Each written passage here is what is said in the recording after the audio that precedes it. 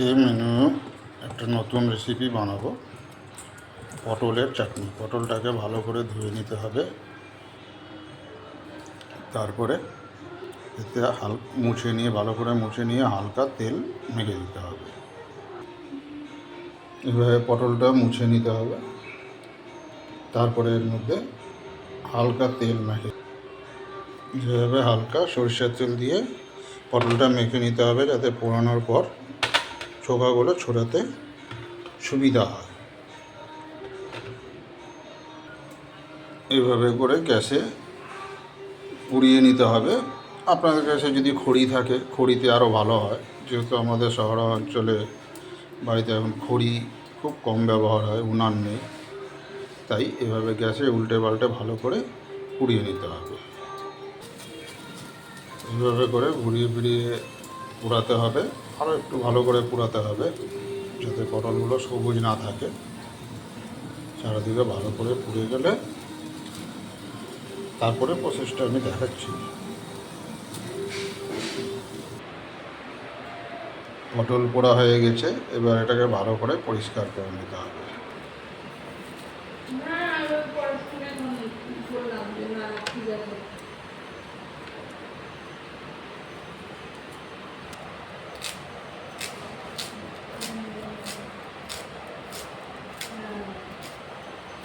পরিষ্কার করে নিতে হবে।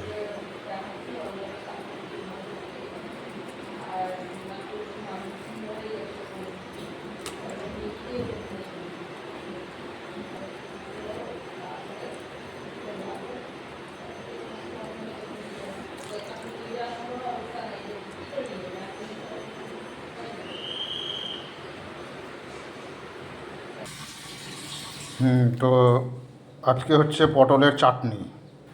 পটল পুড়িয়ে প্রথমে দেখিয়ে দিয়েছিলাম কীভাবে পোড়াতে হয়। এই যে পুড়িয়ে ছাড়িয়ে এই যে পটলগুলো রাখা আছে, এর মধ্যে পড়বে শুকনো লঙ্কা পুড়িয়ে নিতে হবে, রসুনটাও একটু পুড়িয়ে নিতে হবে, বা আপনারা ভেজে নিতেও পারবেন, আর পেঁয়াজ এভাবে কুচি কুচি করে কেটে নিতে হবে। এবার পটলটা হালকা হাতে মেখে নিতে হবে, অথবা আপনি ব্লাইন্ডারে একবার ঘুরিয়ে করে নিতে পারবেন।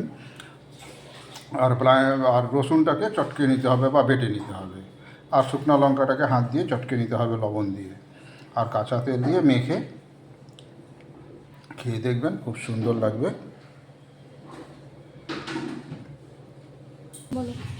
লবণ দিলাম, এই যে রসুন দিয়েছি, এই যে শুকনো লঙ্কা পুড়া দিয়েছি, এর সঙ্গে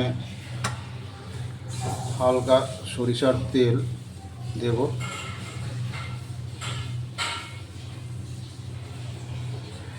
এবার সবটি একসঙ্গে এগুলোকে নেড়ে দিতে হবে।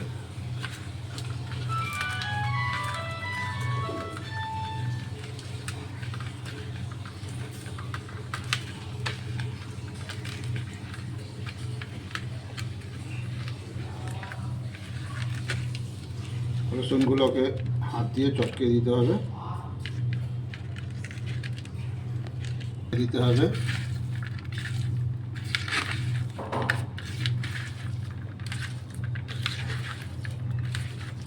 পেঁয়াজটা মাখা হয়ে গেল। এবারের মধ্যে যে পুড়িয়ে রেখেছিলাম পটলগুলো, সেগুলোকে, যেহেতু জল দিয়ে ধুয়েছিলাম, হালকা হালকা চিপে জলগুলো বের করে দিতে হবে।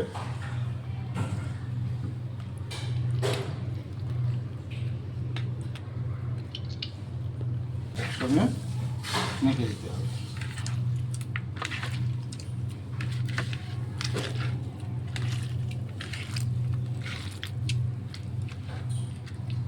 মাখা হয়ে গেছে,